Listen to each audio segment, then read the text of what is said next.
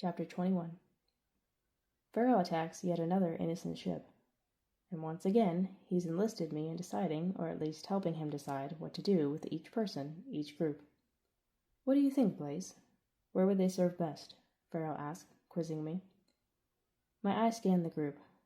They're petrified, clothes in rags, hair disheveled, faces drawn with fear and submission. A few of them are bruised and bleeding, having attempted to fight back. He lists off several options: the mess hall, cleaning crew, the arena. Swallowing, I say as calmly and as convincingly as I can, "Nowhere." He turns to me. "I mean, this group would only be a drain on our resources. They look half-starved. It would take too long to get them healthy enough to work." He tilts his head to the side, considering my request, thinking it over. "I could always assign them a death match, make some money off of them that way." The group is ashen after that comment, small gasps escaping. I try to play it off. I don't know if it would be worth the time. They wouldn't stand a chance in the ring. Who's going to pay to watch a 30-second fight? "What do you suggest then?" I square my shoulders. "I say we let them go." Pharaoh gives me a look, one I've grown to despise, like he's studying me, trying to figure me out, or trying to call my bluff. He seems to enjoy it when I surprise him, when I challenge him. It seems to irk him, yet make him proud at the same time. Finally, he speaks. I concur. I let out a quiet, relieved breath. Pharaoh turns to Sick. "Escort them back to their ship, but keep this off the records." A question in his eyes, Sick obediently bows. "Yes, sir." He starts grabbing them one by one, shoving them down the hallway.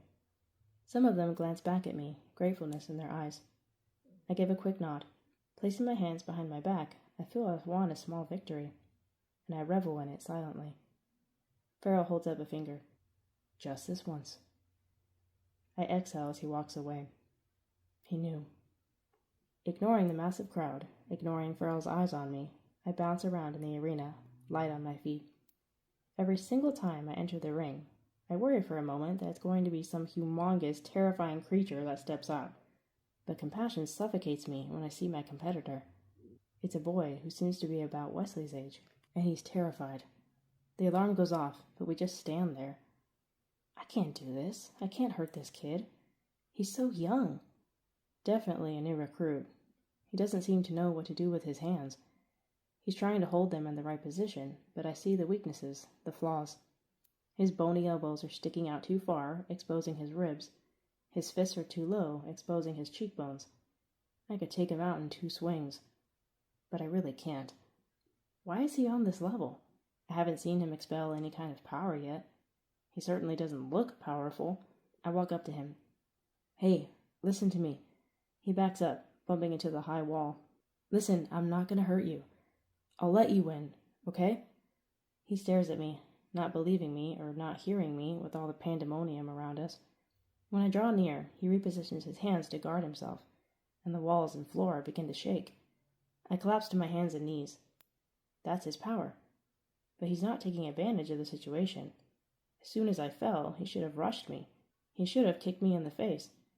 But he didn't. He continues to stand there, unsure and unsteady. I've got to do something. Moving toward him, I manage to get behind him and wrap an arm around his neck. He squirms, but I only do it so I can shout in his ear. It's the only way he'll be able to hear me.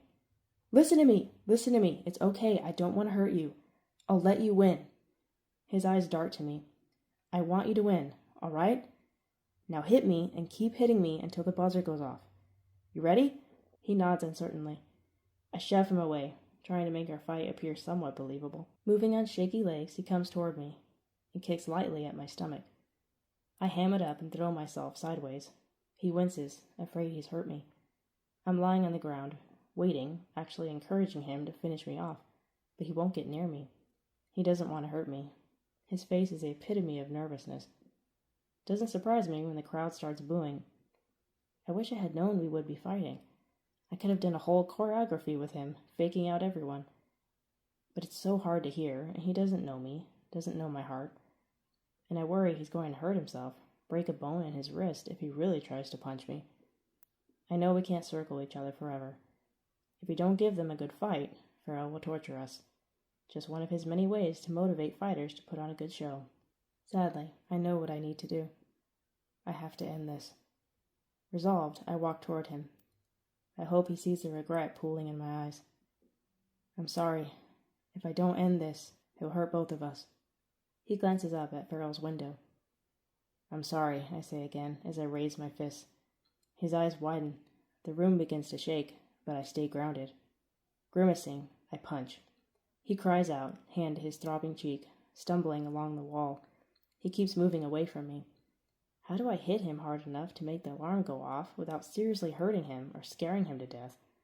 When I kick him, it's like the wind is knocked out of him, and he goes to the floor, holding his stomach. Every hit is killing me. But if I don't do this, Farrell will hurt him more. Far worse than the pain he's feeling now. I keep telling myself that. Keep telling myself again and again as I hover over him. This is it. I must finish him here and now, or I never will. Terror shines in his eyes. Raising my fist, I hesitate. Rip off the bandage. Do it. Get it over with. Come on! Grabbing one of his skinny wrists, I hold it down, away from his face. Then land a solid final blow. Sit down, Blaze. In the leader's suite once again, I sit and cross my ankle over my knee, trying to look bored. I'm still angry about that poor kid being in the ring. I found him in the mess hall yesterday, saw the bruise my fist left. I tried apologizing, but he practically ran from me. Shifting back to the present, I see Farrell shaking his head, smiling dryly.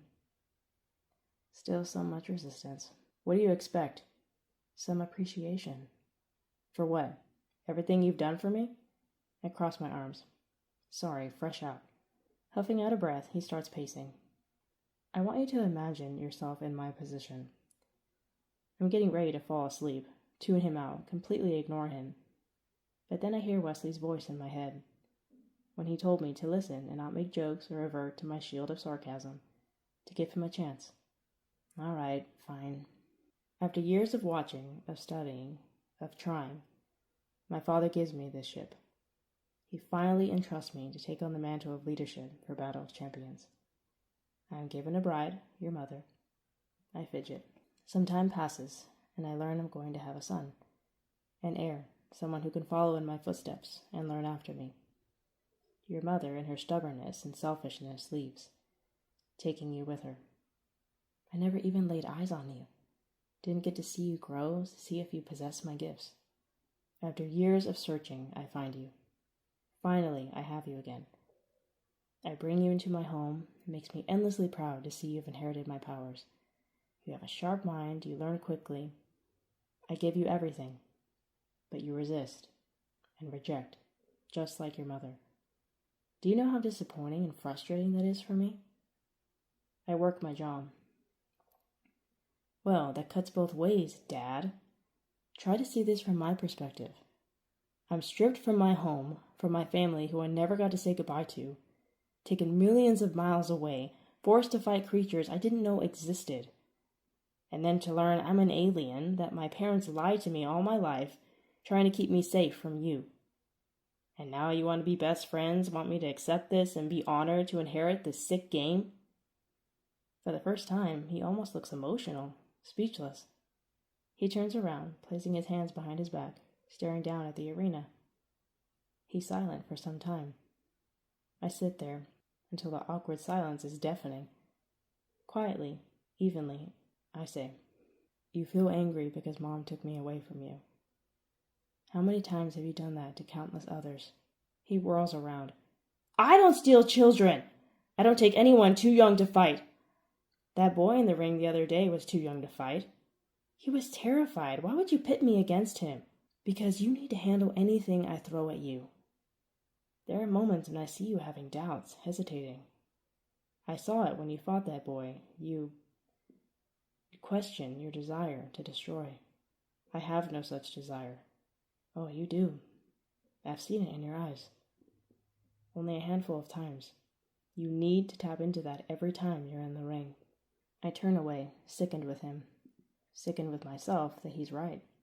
That I've not only felt that aggression, but I've let it overtake me. You need to be the aggressor. I don't want you holding back anymore.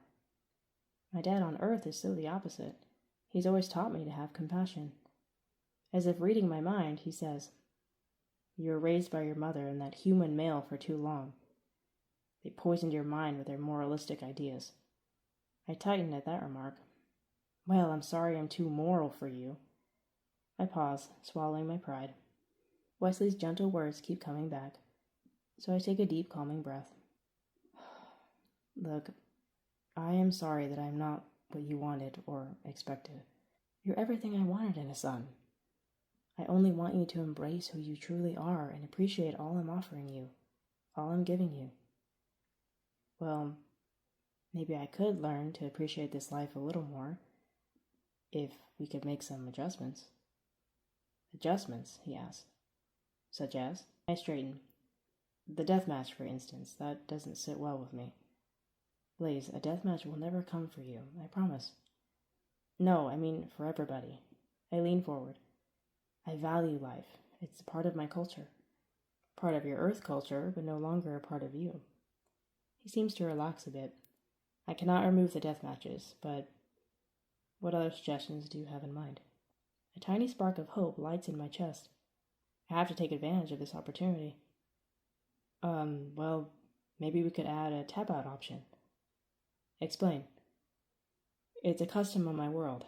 We have mixed martial arts, and if a fighter is about to break his opponent's arm, the guy can tap out or give up by tapping his opponent or the ground."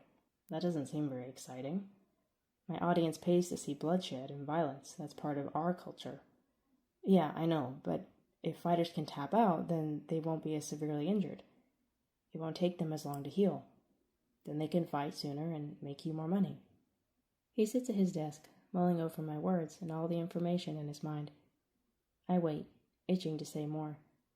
I'm literally on the edge of my seat, scared to move or blink or breathe wrong, as if that will make him break his concentration. You make a valid point. My eyes widen.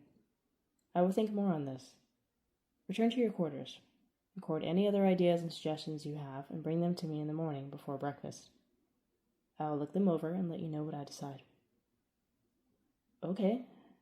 Thank you. I leap from my seat, energized that he's actually considering this, not brushing me off like a pesky kid. I'll talk it over with my brother and see if he has any input too. Very well. I'll see you tomorrow. I head for the door. Riley. I turn back. He called me by my real name. He smiles. This is what I want to see. New, fresh ideas to make this arena even more glorious. This is the kind of appreciation and passion that I want from you. Nodding, I actually smile at him and then rush off to find my brother to share the good news. Maybe Wesley's right. Maybe, just maybe, I can make a difference here.